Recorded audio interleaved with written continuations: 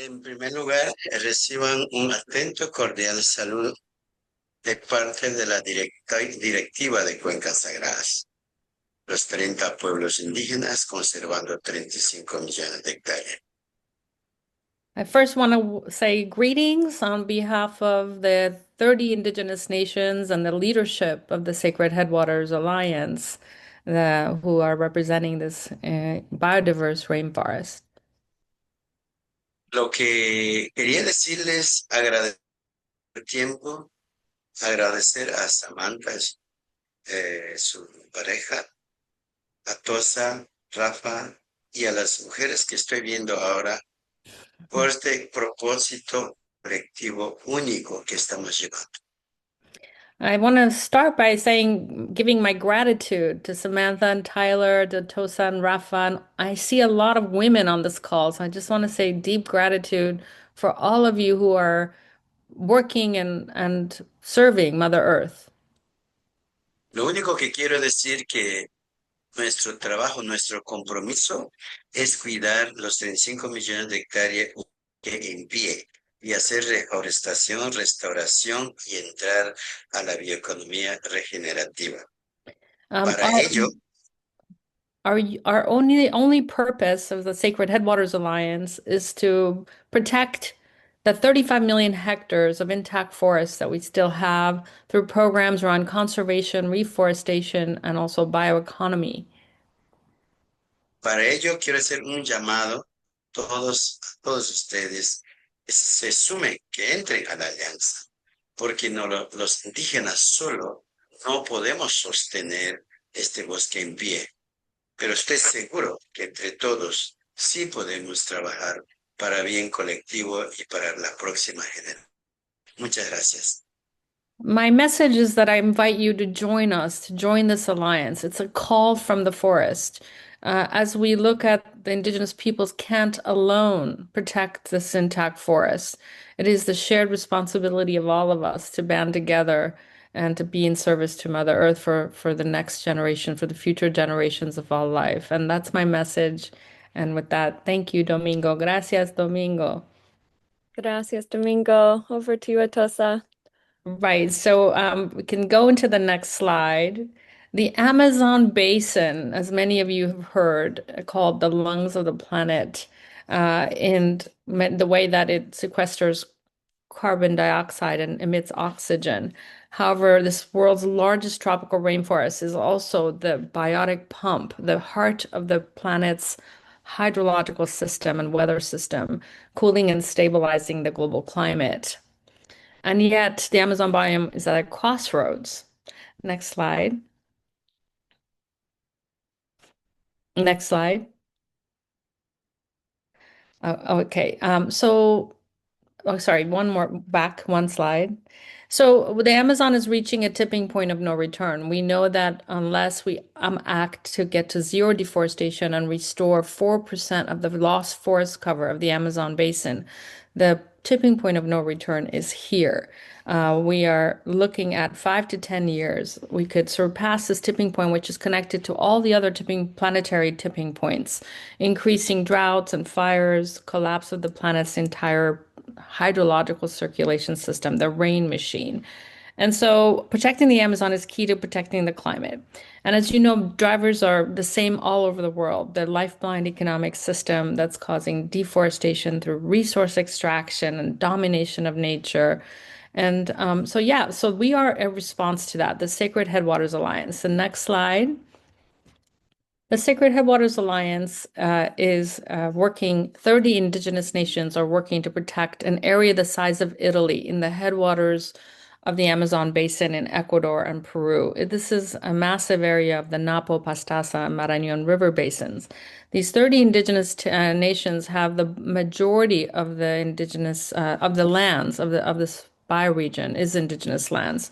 There are 700,000 indigenous people that live in this bioregion, and of course, 86 million acres, 80% of which is threatened.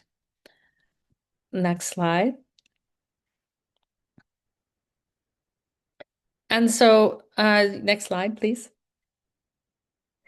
The bioregional strategy that began in 2017 is that the indigenous peoples themselves of Ecuador and Peru came together, made a commitment to protect the headwaters bioregion.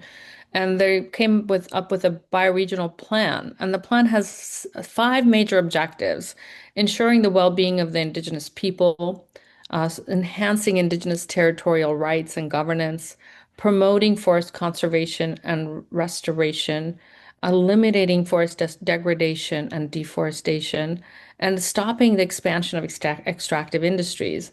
The plan is available online, and it's a model for, a lot of work that we did in a participatory way, looking at indigenous life plans and how they can contribute to collectively see a bioregion along the river basins, along the integrity of the entire basin. Next slide. So here's a core team. Domingo, as you heard, is the president of the Sacred Headwaters Alliance. We have an incoming executive director, Zenaida Yasakama, Quechua, both Achua and Quechua leaders. We have a core team you see here, which include myself and a number of very seasoned indigenous leaders, as well as a number of external advisors, some of which are on this call. I see Bill Twist is here, Belen, Gregory Landua from Region, and of course, now Samantha and Tyler, who've been down there. Next. So we have been operational for the next slide, please. Yeah, we've been operational since 2017. This is our governing board. You can go to the next slide. Our existing structure is that we have Sacred Headwaters Alliance is a legal entity in Ecuador, and Fundación Pachamama Peru serves as our base of operation in Peruvian Amazon, is the legal entity through which Sacred Headwaters Alliance operates.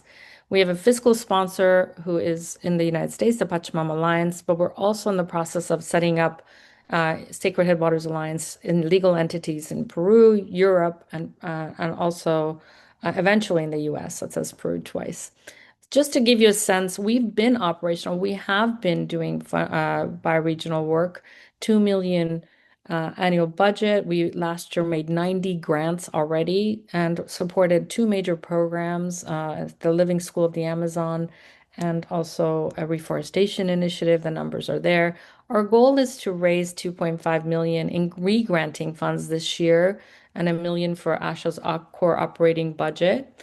We are doing a number of things I'll get into in the next slide, but this is right now the idea of our existing structure. The Sacred Headwaters Fund would be within this structure.